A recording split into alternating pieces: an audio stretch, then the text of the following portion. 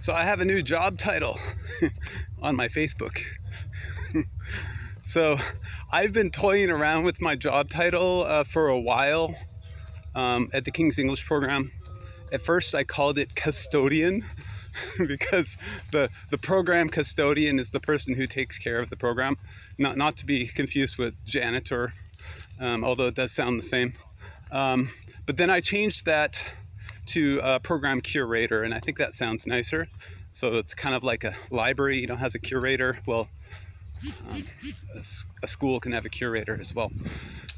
And so basically the person who takes care of things. But I have a new job title, and this is just a more generic job title.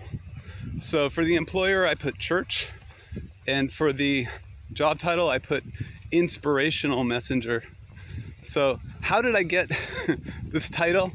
So I was talking with Yui at the Cup when I was getting my dirty matcha there, and we were talking about teaching. He is an advanced level English speaker, Vietnamese, native Vietnamese, and acquired English speaker, and he teaches IELTS, and he teaches large classes. And so he was talking about English learning and teaching and how to motivate students, and I gave him the examples of well, basically you got to be like Jesus or Paul. And so Paul was one of the disciples, or John the Baptist is another one. They were all kind of messengers and inspirational speakers, motivational speakers. So the idea is, when you're working with students, you want to connect to them in some meaningful way on their level, depending on their age, their interests, on a personal level, and be friends with them. And if it's a large class, it's a lot harder because you might not even know the names of a lot of them, but at least connect to some of them and understand the demographics of the students you're working with, learn about them, do some statistical analysis on them to figure out how to group them and how to pair them so that you can do more effective group work and teaching and facilitate the class. So, but this doesn't just refer to teaching.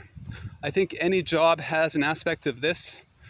We are basically a servant. This is the way Jesus came to earth to serve.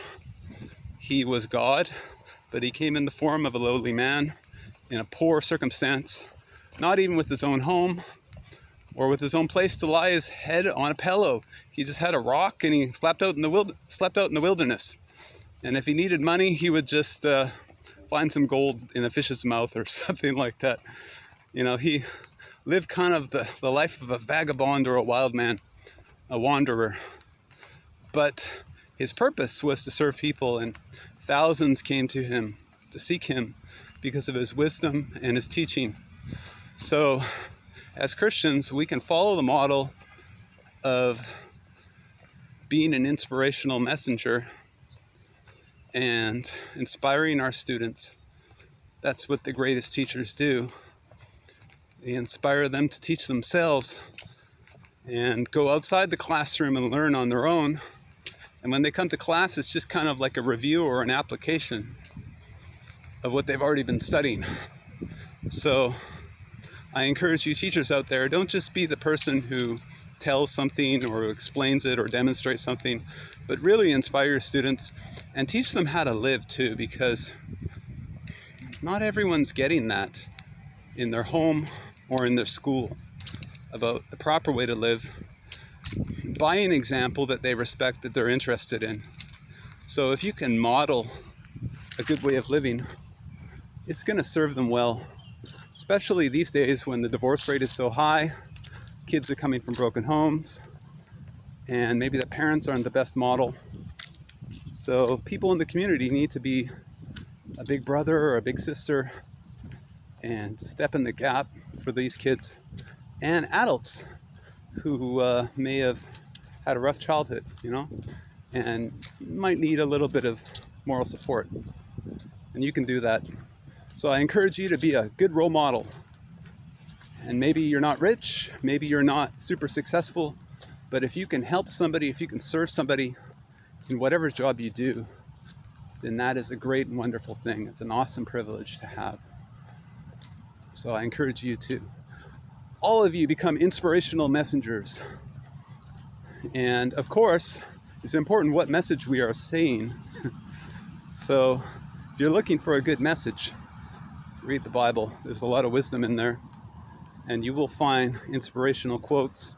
A lot of the wisdom of our Western culture and other cultures throughout the world come through the Bible, and we can learn so much from it. I've just started memorizing the book of Matthew, chapter 1. I'm learning the genealogies. I'm just finishing up on that, and it tells the history of all the people from Abraham to Jesus, showing the proof of the patronage of the fathers, of the forefathers before Jesus, showing where he came from. This is important for historical purposes and reference, and it helps us to understand and separate myth from fact, because if we can show the history, we can prove the truth. So maybe you have something inspiring today. Share it on social media, share it with your friends, share it with your students. Hopefully it's something wise that comes from God.